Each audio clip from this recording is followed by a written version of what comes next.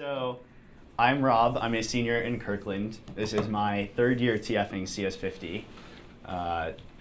It is the first time that we are changing from the traditional lecture style section where we just kind of review what happened in lecture and then you guys ask questions. Now it's going to be a lot more problem-based where we use spaces and so the idea is go to that link I sent you and then you'll be in my space. Does anyone not have a laptop? Looks like. All right. So we're going to be using this, and we're going to be doing problems live in section and discussing them and figuring out what's wrong. And I might pull up some of your code, and I might discuss your ideas. So has anyone had difficulty? You can chat on the side. I don't know if we'll have a reason for that. Now, like the previous super section, if you were at that / know what that's about, on all of your P sets, there's going to be these sections. So P set 2, specification, I guess you saw it on P set 1 already, but we can look at P sets 2 for what we're going to be going over today. And you'll see a section of questions. So this will be in all of the P sets, there will be a section of questions. I think, let's see.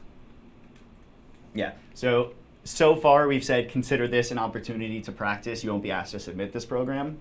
The idea is that these are supposed to kind of help you get started with the problem set. I guess on the Hacker Edition, a lot of them are supposed to just be new, interesting things to learn. They may not be directly applicable to the problem set. And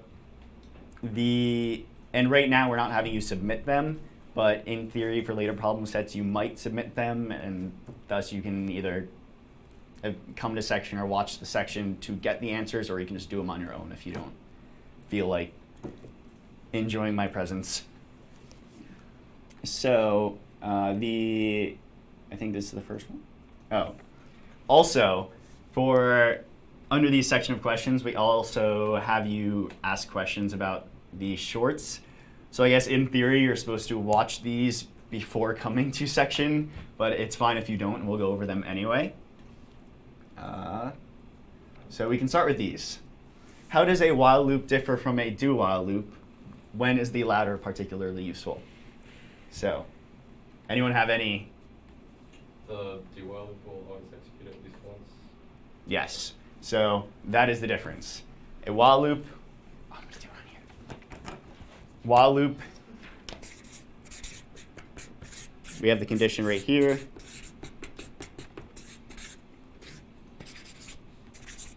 Whereas do while, we don't have the condition until we get down here.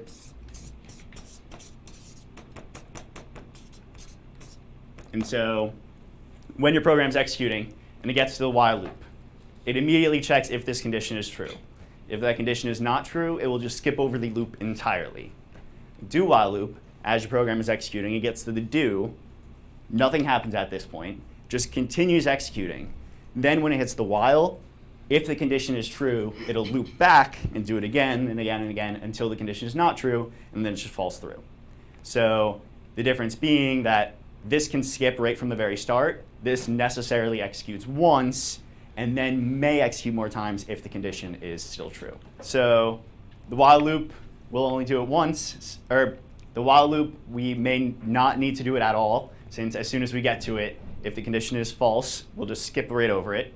Whereas the do while loop, we will execute it once necessarily. Then when we get to the condition, we check if it's true or false. If it's true, we'll do it again. If it's false, we'll just continue going.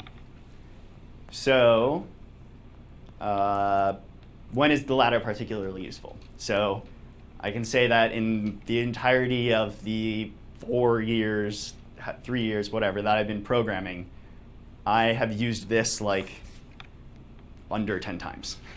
So, and probably like 5 of them are in CS50 when we're introducing do while loops. So when do you use do while loops?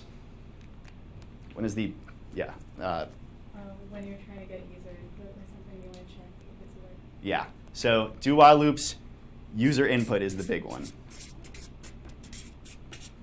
that's why on the first couple problem sets, when you want to ask the user, like, give me a string, You can't continue until you get that string, and so you necessarily need to ask for the string at least once, but then if they enter something bad, then you need to loop back and ask again. But other than user input, it's very rare that I encounter a case where I want to loop at least once, but possibly more. Questions, or has anyone used a do-while loop anywhere else? Okay, so the next one is, what does undeclared identifier usually indicate if outputted by Clang? So what kind of code could I write to get undeclared identifier? Like x equals 2. Yeah, so we can just try it in here. So x equals 2. I'll run this. Oh, I didn't click it. So here we get, all right, try use of undeclared identifier x. So that's the undeclared identifier. A variable, it'll frequently call a variable an identifier. So it might not know it's actually a variable, it just doesn't know what it is. So it's an identifier. So why is it undeclared? Yeah. So to be clear on like terminology, the declaration of a variable is when you say int x or string y, whatever. The initialization of the variable or the assignment of the variable is whenever you say x equals 2. So we can do these in separate steps. Int x, x equals 2. And until we could have a bunch of stuff in here, but until this line happens, x is still uninitialized, but it has been declared. And so we can obviously do it in one line, and now we are declaring and initializing. Questions? And finally, why is the Caesar cipher not very secure? So first, does anyone want to say what the Caesar cipher is? Caesar cipher just says that you shift every letter a certain number of letters over and loop back over. And it's not very secure because there's only 26 possible options, and you just have to try each one of those until you get that Yeah. instead of jargon. Oh, so I should repeat. The Caesar cipher, you'll be dealing with it on the problem set. I guess the standard edition of the problem set, that's not on the hacker edition. So on the standard edition of the problem set, you get a message like hello world, and you also have a number like 6. And so you take that message, and each individual character, you rotate it by 6 positions in the alphabet. So the H in hello would become H, I, J, K, L, M, N. So the first letter would be N. And we do the same thing with E. If we have a Z or something, then we wrap back around to A. But each character gets cycled 6 characters later in the alphabet. And it's not very secure since there are only 26 possibilities for how many ways you could wrap a single letter. So you can just try all 26 of them, and presumably for a long enough message, only one of those possible 26 things is going to be legible, and the legible one is going to be the original message. So it's not a very good way of encrypting anything at all. Unrelated to those shorts, what is a function? So what is a function? Yes. It's like a separate piece of code that you can call to Yeah. go through and then just get the return value or whatever. Yeah. Return. So I guess I'll answer it by also answering the next, or repeat by also just answering the next one. You can use functions instead of just copying and pasting code over and over again. Just take that code, put it into a function, and then you can just call the function wherever you had been copying and pasting. So functions are useful. So now we'll do actual problems. The first one, so the idea of the first one is we pass it a string, and regardless of or does it say all lowercase? It does not say all lowercase. So the message can be anything. And, oh no, it does. For simplicity, you may assume that the user will only input lowercase letters and spaces. So we pass it a message with only lowercase letters, and then we alternate between capital and lowercase. We change the string to be capital and lowercase alternating. So before we give you a second to even dive into the problem, what is the first thing we need to do?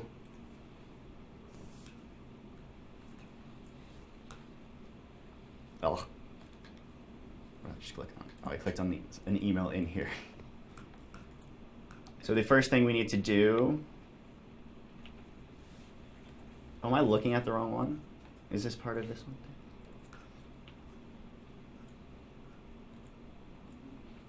Oh, those are still in there though. Okay, it's still here. So now we cannot assume. Yes, here we cannot assume that it's only lowercase and spaces. So now we have to deal with the fact that the letters can be whatever we want them to be. And so the first thing we want to do is just get the message. We just need to get a string. So string s equals get string. Okay, so now this problem, there are a couple of ways of doing it, but we are going to want to use bitwise operators here. So are there people who either were not at the super section or something and don't know what bitwise operators are, or how they relate to ASCII in any way? I wasn't at the super section. Okay. But I know what Bitwise operators are. Okay, so then I don't have to go over the basics of them, but I'll explain what we're going to want to use here. So, A, binary representation of capital A. The number is 65. I'm just going to look at 41 is going to be 0, 1, 0, 0, 0, 0, 0, 1. So that should be 65 in decimal. So this is the binary representation of the character capital A. Now the binary representation of the character lowercase a is going to be the same thing, almost.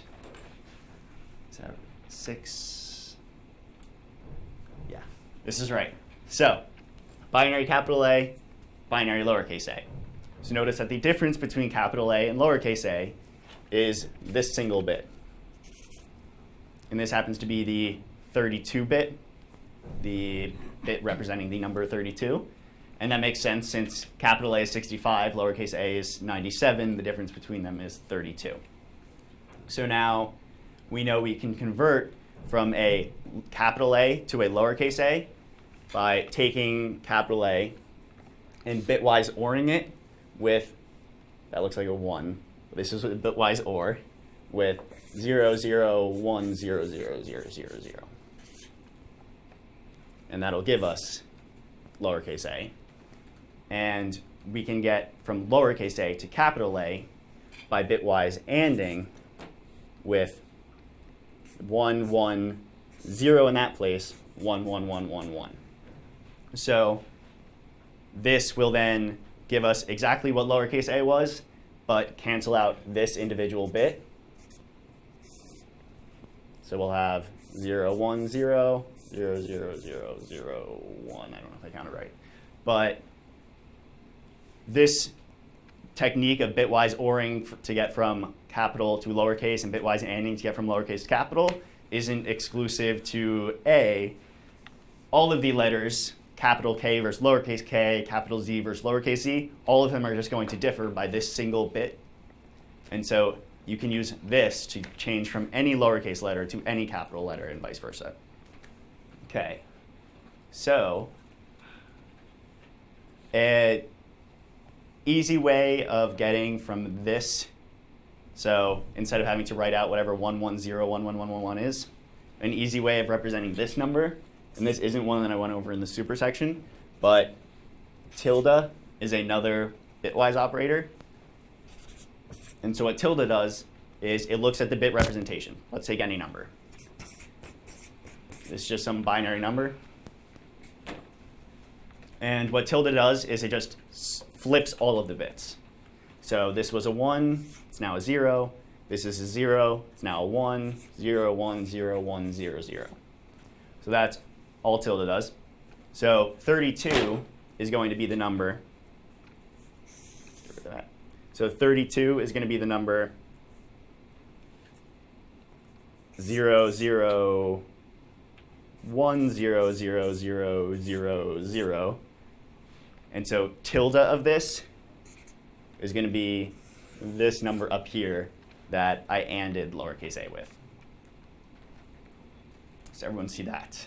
This is pretty common, like when you want to figure out for later things that we might be seeing, when we want to see if or we want everything, every single bit set except for 1, you tend to do tilde of the bit that we don't want set. So we don't want the 32-bit set, and so we do tilde of 32. Okay, so we can use all of those here. All right, so it's fine if you're not done. We shall slowly walk over together, or walk over this. So walk through this. So we have our string, and we want to loop over each character in that string and do something to it. So how do we loop over a string? What should we use?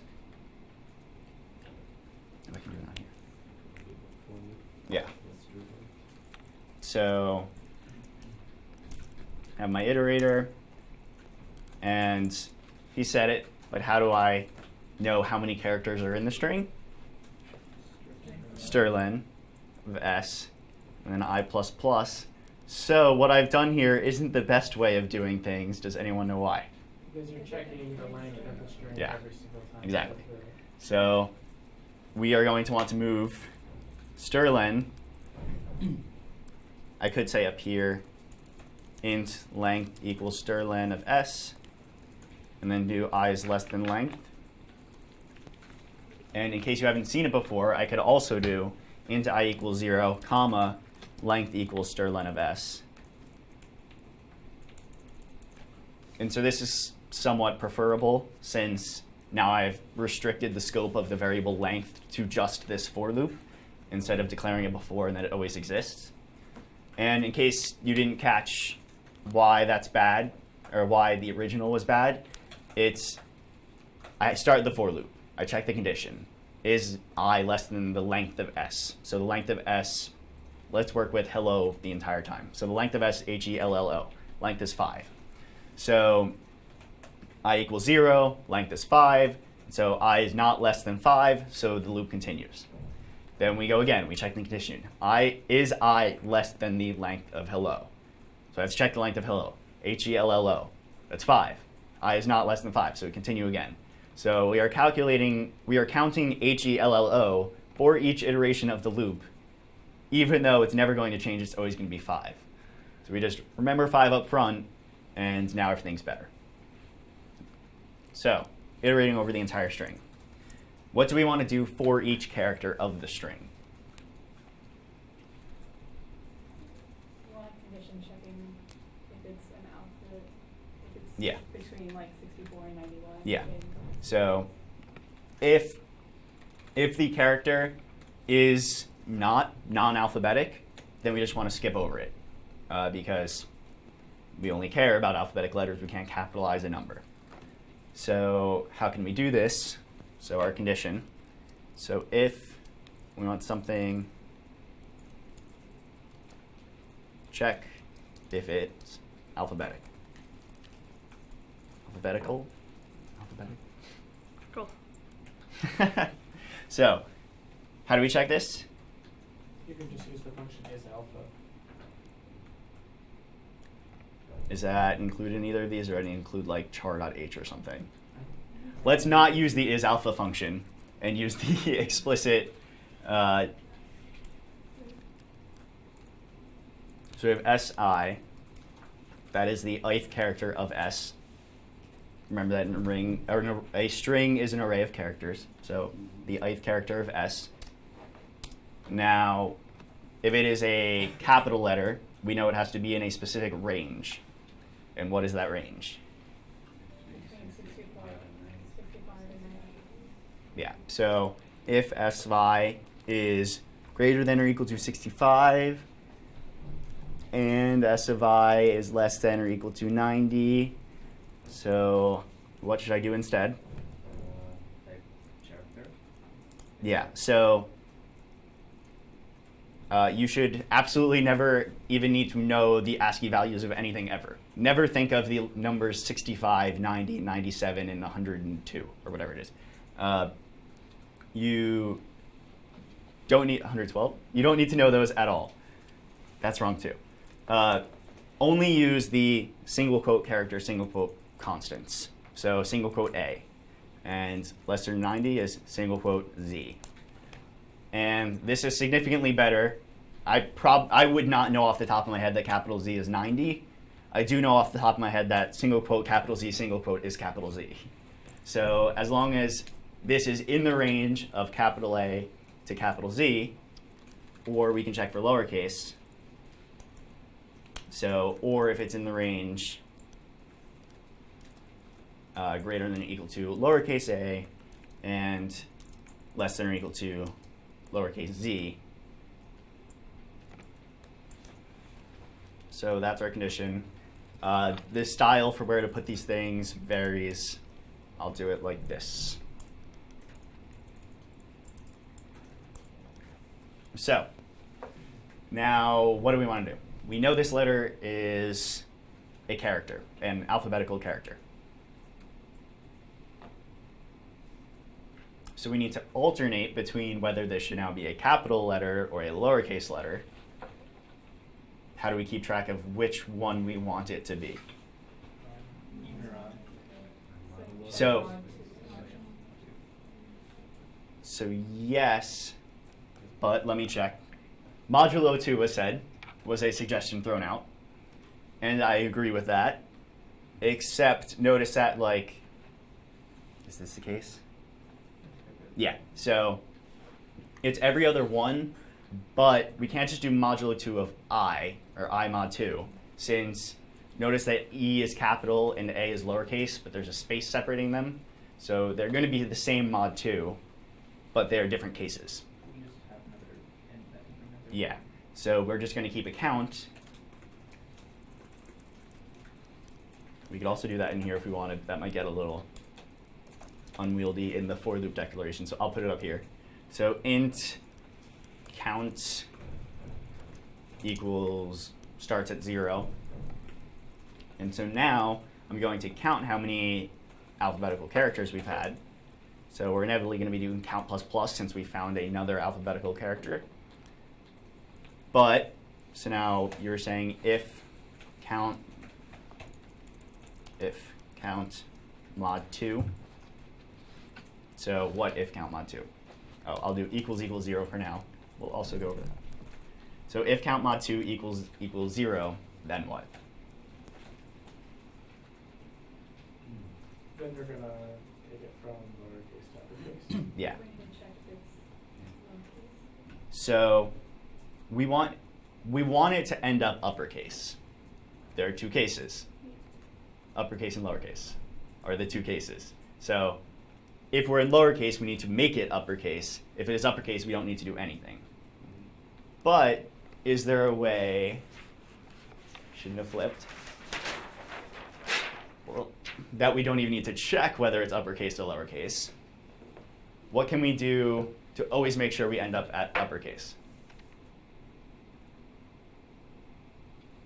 So notice what we did for lowercase a. What if we did this same exact thing to uppercase a? Does uppercase a change? Or does the value change?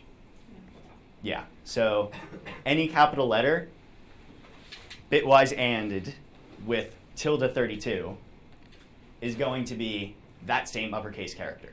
Because for any uppercase character, the 32nd bit is not set.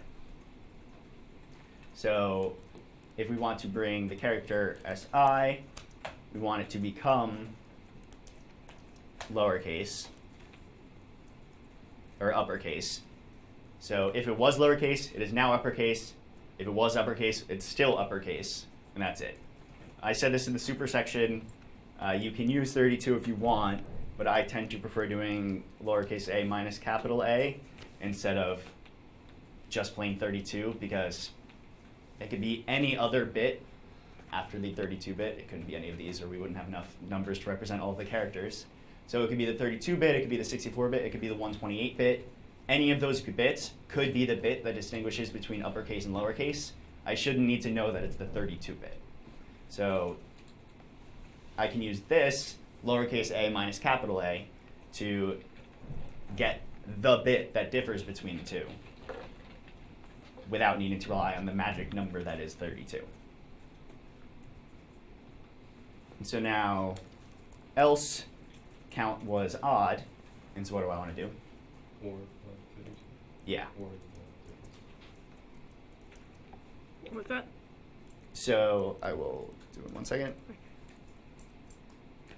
So now, if I want to make sure the character is now lowercase, and so I can OR by 32, and 32 being lowercase a minus capital A.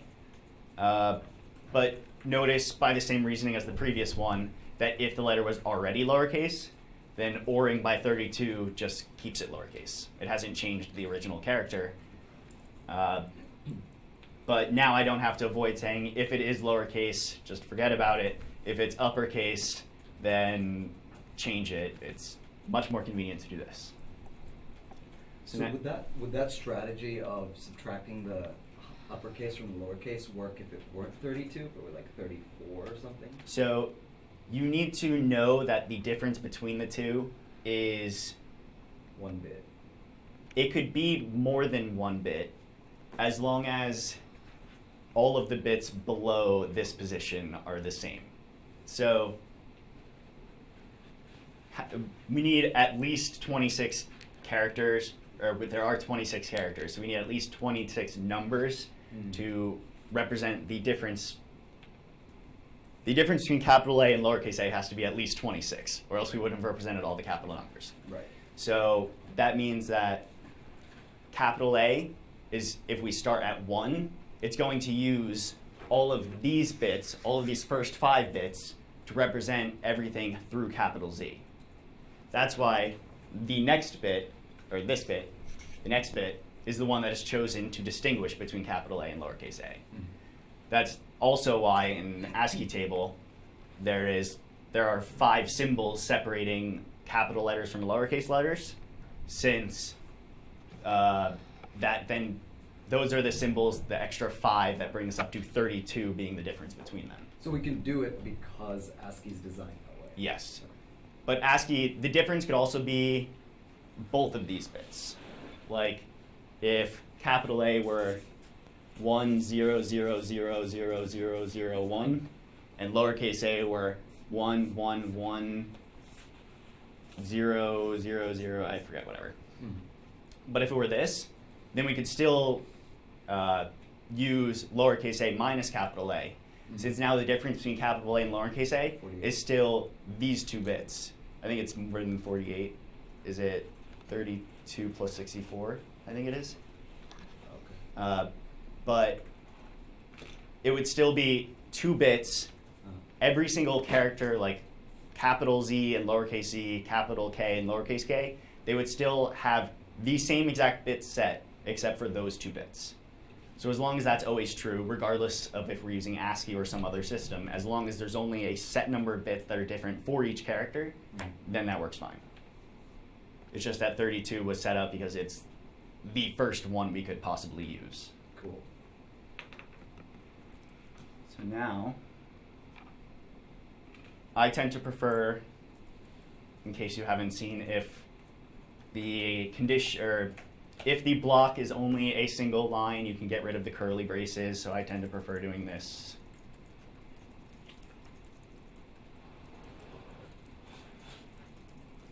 Also, so you know how we can do things like SI plus equals 1? You can also do SI bitwise and equals 32, and bitwise or equals 32. Also, count mod 2 equals 0. So remember that, I won't write it, any non-zero value is true, and 0 is false. So if count mod 2 equals 0 is the same as saying if not count mod 2. I probably would have just reversed the lines and said if count mod 2, do the or one, else do the and one, so that I didn't need the not. But this works just as well. And what else can I do here? You could combine them with ternary if you wanted, but then that just make things messier and probably more difficult to read, so we won't do that. Anyone have any other suggestions? Is that all the problem asks for? Oh yeah. So there it is, empty lines. And now we will printf %s being the one for character or strings. We will printf s. Now let's run it. Did I do anything wrong? That's a backslash quote. I want an n. Okay. Now we'll run it. It'll probably yell at me. String strlen is in string.h. So this is the nice thing about Clang is it tells you what it's in instead of GCC, which just says, hey, you forgot something. I don't know what it was, but this will tell me you meant to include string.h.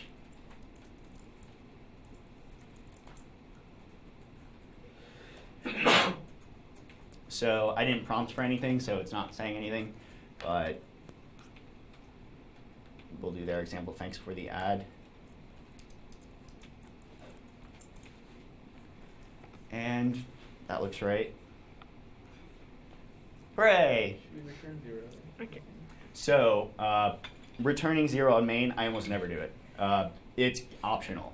And main is the only function for which it is optional. If you do not return anything for main, it's assumed that you meant to return 0.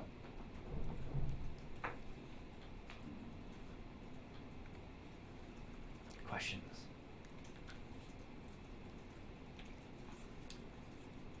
Okay.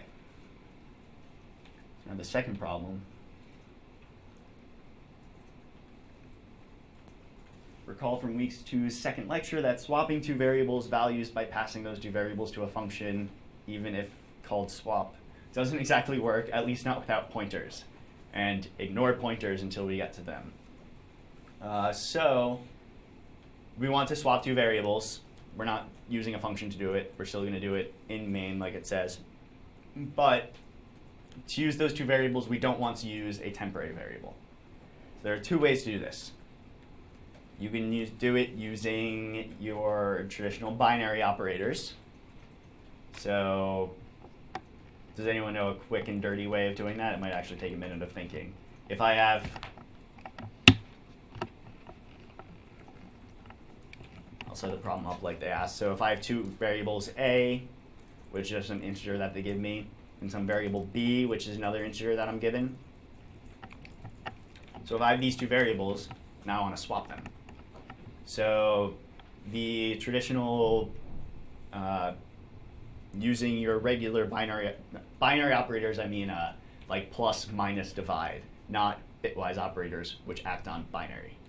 So using minus, plus, divide, and all those, we could swap by doing something like a equals a plus b, then b equals a minus b, a equals b, or a minus b. So sanity check. And then we'll see why that works. So let's say a equals 7, b equals 3. Then a plus b is going to be 10. So we're now setting a equal to 10. And then we're doing b equals a minus b. So we're doing b equals a minus b, which is going to be 7.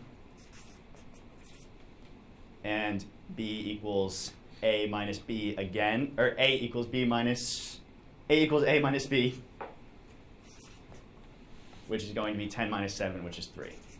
So now, correctly, a was 7, b was 3, and now b is 7, a is 3. So that kind of makes sense. A is the combination of the two numbers. At this point, a is the combination, and then we're subtracting out the original b, and then we're subtracting out what was the original a. But this does not work on all for all numbers. So to see this, let's consider a system. So we usually think of integers as 32 bits. Let's work on something that's only like 4 bits. So hopefully I come up with a good example right now. So, I know this will be easy. So, let's say our two numbers are 1111 and 1111. So we're in binary right now. Thank you. So in actual decimal, if you wanted to think of it that way, A is 15 and B is 15. And so we expect after we swap them, they don't even have to be the same numbers, but I did it this way. So let's make them not the same numbers. Let's just do 1111 and 0001. So A is 15 and B is 1. So after we swap them, we expect A to be 1 and B to be 15. So our first step is A equals A plus B. Our numbers are only 4 bits wide.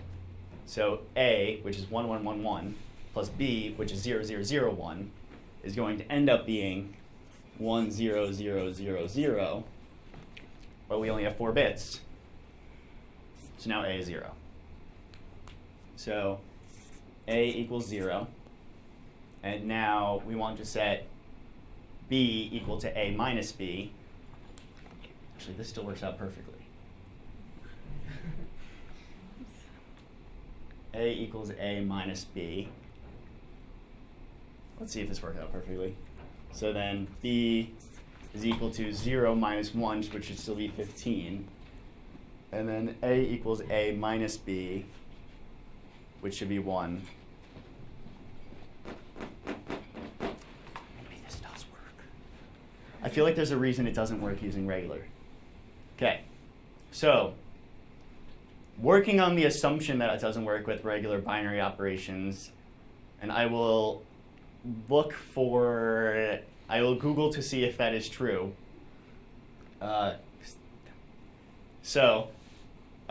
We want to do it using bitwise operators, and the clue here is XOR. So introducing XOR, if you have not seen it yet, it's again a bitwise operator, so it acts bit by bit. And it's if you have the bits 0 and 1, then this will be 1. If you have the bits 1 and 0, it'll be 1. If you have the bits 0, 0, it'll be 0. And if you have the bits 1 and 1, it'll be 0. So it's like OR. If either of the bits are true, it's 1. But unlike OR, it can't be both bits that are true. OR would have this be 1, XOR has this be 0. So we're going to want to use XOR here. Think about it for a minute. I'm going to Google.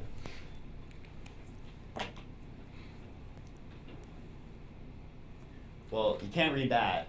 I'm currently on the XOR swap algorithm page, but hopefully this will explain why I can't.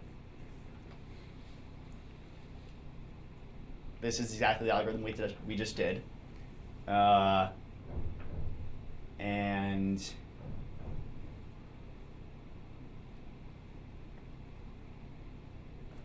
I still don't see why. I must have just picked a bad example. But this case where A happened to become 0 after getting to 5 bits, so now A is 0, that is what is called integer overflow. And so according to Wikipedia, unlike the XOR swap, this variation requires that it uses some methods to guarantee that x plus y does not cause an integer overflow. So this does have problems. This was integer overflow, but I did something wrong.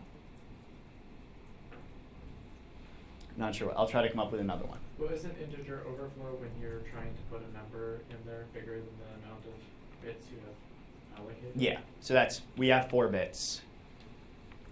We had 4 bits. We then tried to add 1 to it, so we end up with 5 bits, but the 5th bit just gets cut off. Yeah. It might actually. Does that throw you an error, or would that throw an error? No. No. So there's no error. When you get to the assembly level, like a special bit somewhere is set that said there was an overflow, but in C you kind of just don't deal with that. You actually can't deal with it unless you use especially assembly instructions in C. Let's think about XOR swap.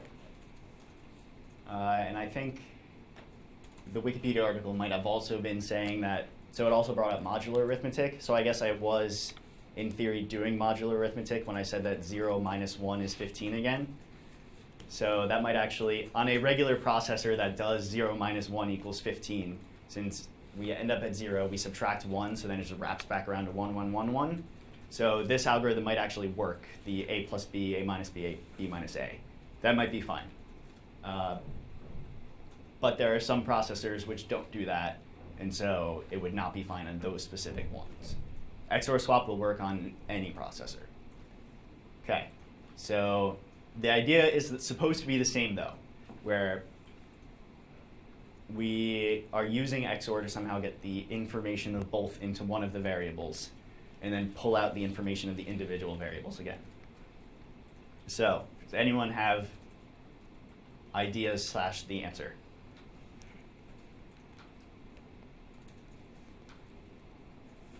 Maybe try doing like A equals A XOR B equals B XOR A, and then A equals A XOR B, and I don't know if that works.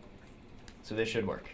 And also, XOR is commutative, so regardless of which order these two numbers happen to be in up here, this result is going to be the same. And so A XOR B is B XOR A. You might also see this written as like A XOR equals B, B XOR equals A. A XOR equals B again. So this is right. And to see why this works, think of the bits. And using a smallish number, let's say 11001 and 01100. So this is A, this is B. So A XOR equals B. We're going to be setting A equal to the XOR of these two things. So 1 XOR 0 is 1 XOR 1, 0 XOR 1, and 0, 0, 1, 0. So A, if you look at the decimal number, it's going to be, you're not going to see much of a relationship between the original A and the new A. But looking at the bits, A is now like a mesh of the information of both the original A and the original B. And so if we take B XOR A, we see that we'll end up at the original A. And if we take A XOR, or the original A XOR the new A, we see we end up at the original B.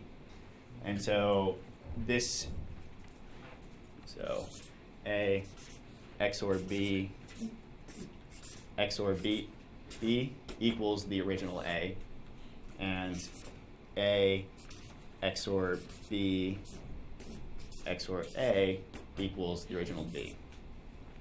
And so there is another way of seeing this is anything XOR itself is always 0. So 1101 XOR 1101,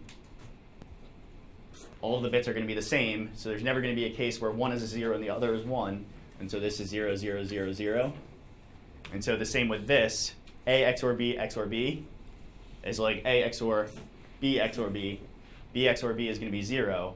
A XOR 0 is just going to be A, since all the bits are 0, so the only ones are going to be where A was originally a 1, had ones.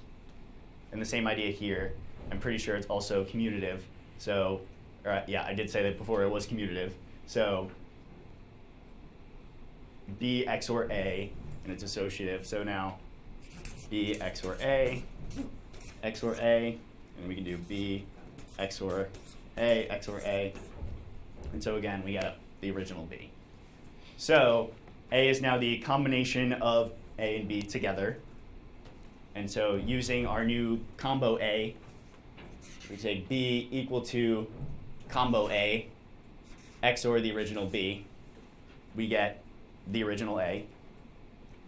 And now A equal combo A, XOR the new B, which was the original, or which is now what was A.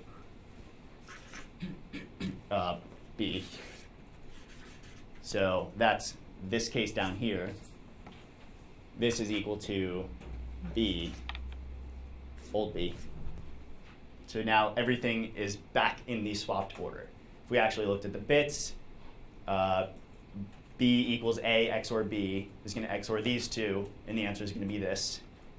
And then A equals A XOR B is XORing these two, and the answer is this. Questions? Okay, so the last one is somewhat significantly more difficult. I think there's a question. Oh, So Oh, sorry. What's actually like faster if you use like this XOR, whereas if you like declare new variables as well? So what is actually faster, declaring a new variable or using XOR to swap? The answer is, in all likelihood, temporary variable. And that is because once it's compiled down, so at the assembly level, there's no such thing as local variables or any temporary variables or any of this stuff. They're just there's memory and there are registers. Where registers are where things are actively happening. You don't add two things in memory, you add two things in registers. And you bring things from memory into registers to then add them, and then you might put them back into memory. But all the action happens in registers. So when you're using the temporary variable approach, usually what happens is these two numbers are already in registers. And then from that point on, once after you swapped them, it'll just start using the other register. So anywhere you had been using B, it'll just use the register that was already storing A. So it doesn't need to do anything to actually do the swap. Yeah. But it'll take more memory, right? So it will only take more memory if it needs to store that temporary variable. Like if you later use that temporary variable again somewhere, then, or you assign something to that temporary variable. So if at any point in time A, B, and temp have distinct values or something, then it's going to have distinct locations in memory.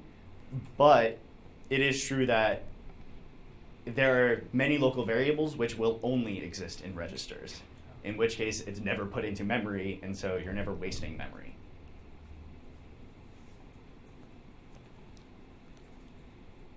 Okay. Last question.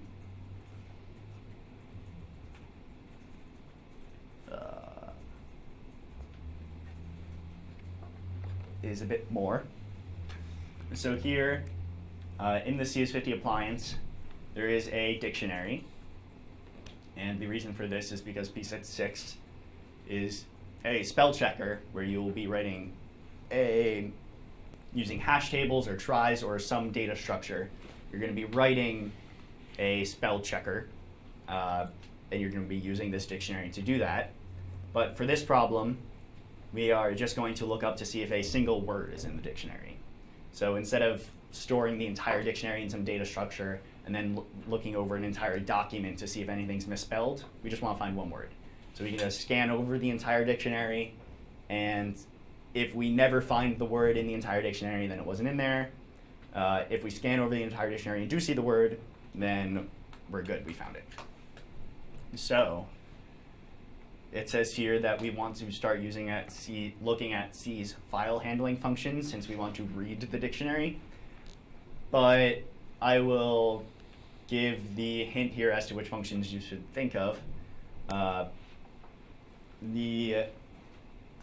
write them on spaces. So the main ones you'll want to look at are fopen, and then inevitably fclose, which will go at the end of your program, and fscanf. So you could also use fread, but you probably don't want to because you don't end up needing that. Fscanf is what you're going to be using to scan over the dictionary. And so you don't need to code up the solution, just try and pseudocode your way to a solution, and then we'll discuss it.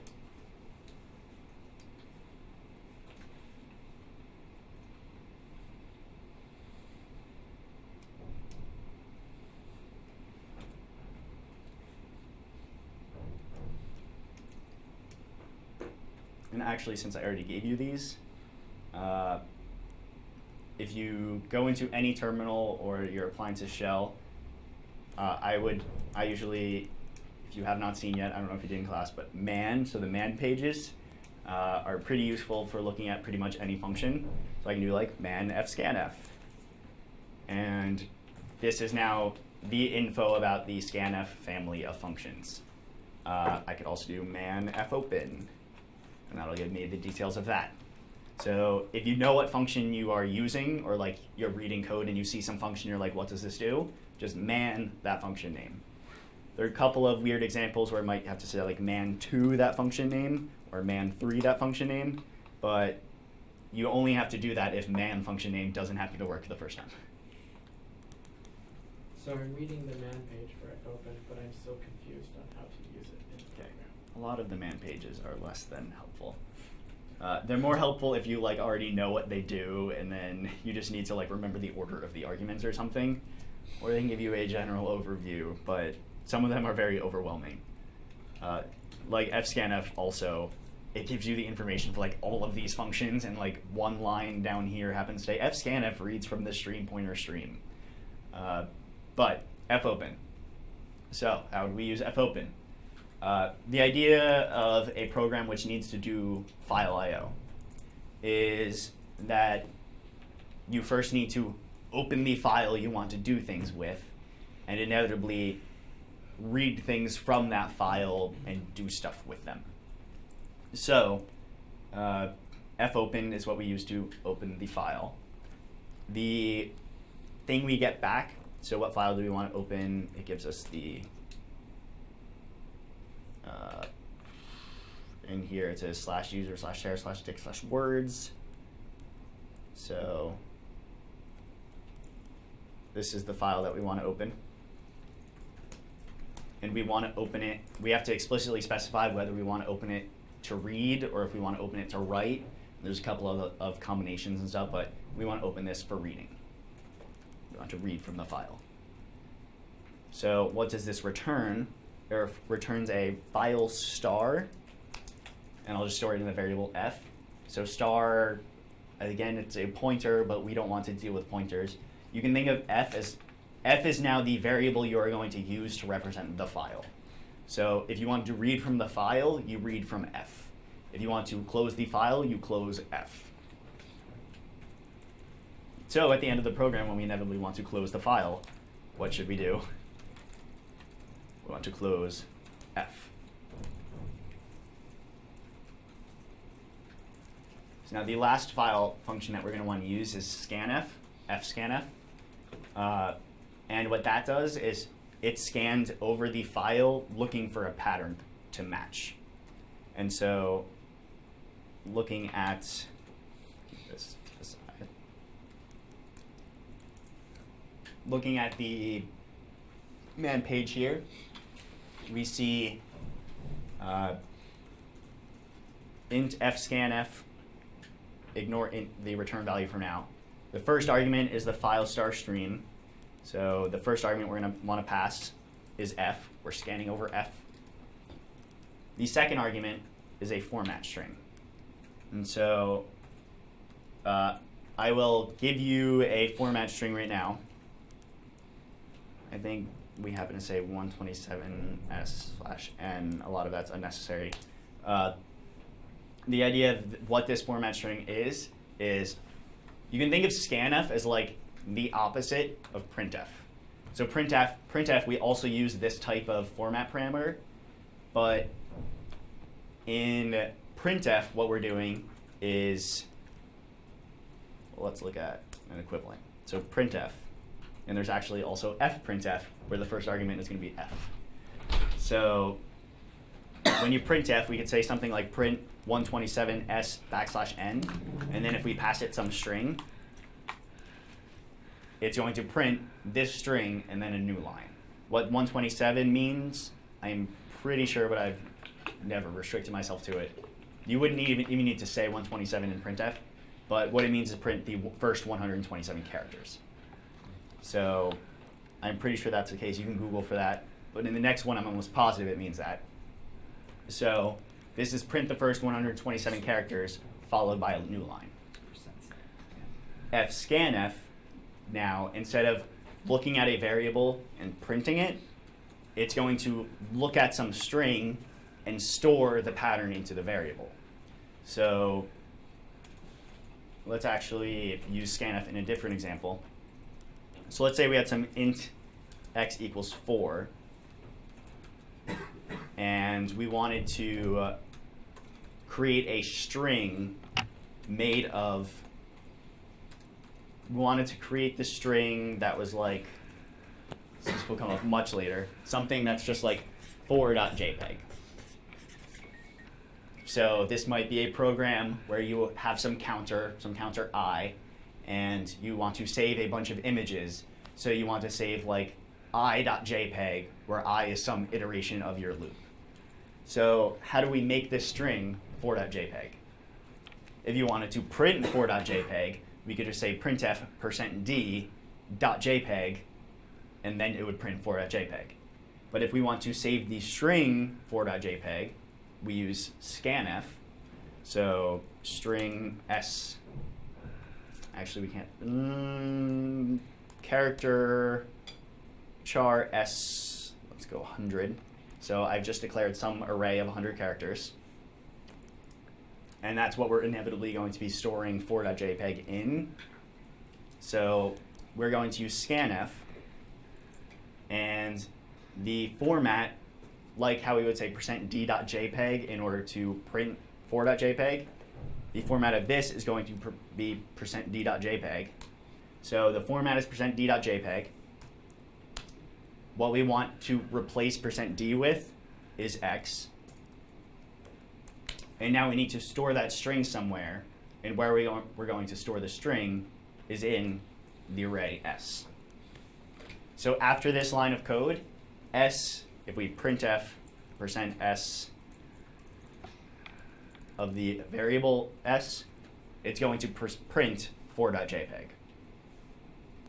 So fscanf is the same as scanf, except now it's looking over this file for what to store in s. That's what the last argument is going to be. We want to store scanf family of functions scans input according to format as described below. If any are stored in the location pointed to by pointer arguments.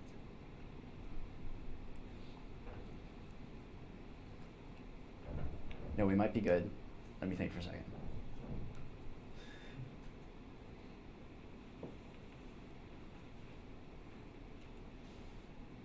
So scanf does not, what the heck is the function which does that?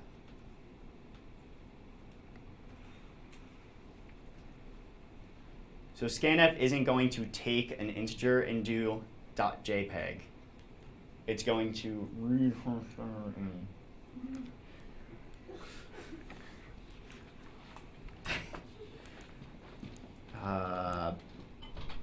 save int variable in string in C. What is this variable, or what is this function called? It's for now. Yes. That's yes. So what I was defining to you before was sprintf, which that makes much more sense why I said it was much more like printf. Scanf is still kind of like printf, but sprintf is going to scan over and like replace the variables and now store it in a string. Instead of printing it, it stores it in a string. So ignore that entirely. You can still think of the format specifier as like that of printf. So now, if we wanted to do the 4.jpg thing, we would do sprintf x of this. So what scanf is doing, what was your question going to be? I'm just confused on what we're trying to do right here with the .jpg. Can you explain that one more time? So this was, it is less relevant to fscanf now. Hopefully it will tie back in some kind of way. Okay. But what I initially was intending to show was this is actually directly relevant to PSET5. You're going to be using sprintf, Okay. where say we have 100 images, and you want to read image 1.jpg, 2.jpg, 3.jpg. Okay. So in order to do that, you need to fopen, and then you have to pass in the string that you want to open. So we would want to open 1.jpg. Okay. So in order to create the string that is 1.jpg, we do sprintf of %d.jpg. We can even do 4 int I equals 0, I is less than 40, I plus plus.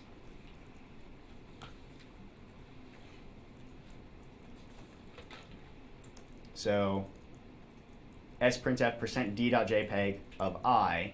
So after this line, now the variable or the array s is going to be 1.jpg, or 0.jpg, 1.jpg, 2.jpg. And so we can open in turn each image for reading. So that is what sprintf does. Do you see what sprintf is now doing? Okay, so it creates a string something.jpg and stores it. in Yeah. this. It creates, this is another format string just like scanf and printfs, where it inserts all of the variables into the second argument might be s as opposed to I. I'm Okay. assuming that's the case, but whatever the order argument is, it's going to insert all the variables into the format string and then store into our buffer. We call that a buffer. It's where we're storing the string. So we are storing inside of s the correctly formatted string, %d having been replaced with 4. So if we did this, is the variable f just going to be reassigned to Yes. a different So we should file 100 times? close Okay. the original f before doing this. Okay. But, and then also if there were not an f open up here, then we would need to say like, yeah, but it would open 100 different files. Okay. But we wouldn't be able to access. Or. Okay. Okay. So scanf, fscanf, is kind of the same idea, but instead of storing it into a string, it's more like you are now going over a string and pattern matching against that string and storing the results into variables. So you can use scanf to parse over something like 4.jpg and store the integer 4 into some int x. That's what you can use scanf for. Scanf is going to do that at the command line. I'm actually pretty sure this is what the CS50 library does. So when you say get int, it's scanfing over. Scanf is the way you get user input. Fscanf is going to do the same thing, but using a file to scan over. So here, we are scanning over this file. The pattern we are trying to match is some string that is 127 characters long, followed by a new line. So I'm pretty sure we could even just say like match s, since in the dictionary we happen to have, we're guaranteed no word is that long. And also fscanf, I think will stop at the new line no matter what. But we'll include the new line in the match. And if we didn't include the new line, wouldn't it like find parts of a word? each, looking at the dictionary. Ugh. So in the dictionary, these are all of our words. Each one is on a new line. Okay. So the scanf is going to pick up this word. If we don't include the new line, then it's possible that the next scanf will just read the new line, but including new line then will just ignore the new line. But we'll never get part of a word since we are always reading up to a new line no matter what. But what if you search for the word CISA, like C-I-S-S-A? Yes. Will it find that and say it's a match? So That it's the here, correctly spelled word? here it will read in. This is actually a good point. We're never using the word we're looking for is the first command line argument. So string word equals argv1. So the string we're looking for is argv1. We are not looking for word at all in our scanf. What we're doing with scanf is getting each word in the dictionary, and then once we have that word, we're going to use surcomp to compare them. We're going to compare our word and what we just read in. So inevitably, we're going to end up doing a bunch of scanfs until it just so happens that scanf will return it will return 1 as long as it has matched a new word, and it will return something else as soon as it has failed to match the word. So we are reading over the entire dictionary, storing line by line each word into the variable s. Then we are comparing word with s, and if the comparison equals 0, strcomp happens to print 0 if a match was made. So if it was 0, then we can printf matched, or word is in dictionary, or whatever you want to printf. And then we don't want to fclose over and over again. But this is the kind of thing we want to do. And we are not just looking for word in the dictionary. So we could do that. If we wanted to look for their pattern CISSA, like you said before, if we wanted to look for that pattern, then it would fail in the case because that's not actually a word, but one of the words in the dictionary happens to have that in it. So it would match this word, but this subset of the word is not a word itself. But that's not how we're using it. We're reading in each word and then comparing the word we have with that word. So we're always comparing full words. I can send out the finalized solutions later. This is kind of nearly the right answer, I think. Declare S. Yeah. Oh, did I get rid of that before? Char S, I guess we said 127. I forget what the largest is. We'll just do 128. So now S is long enough. We don't need to print anything. We're also going to want to have to close our file. And that should be about the right answer.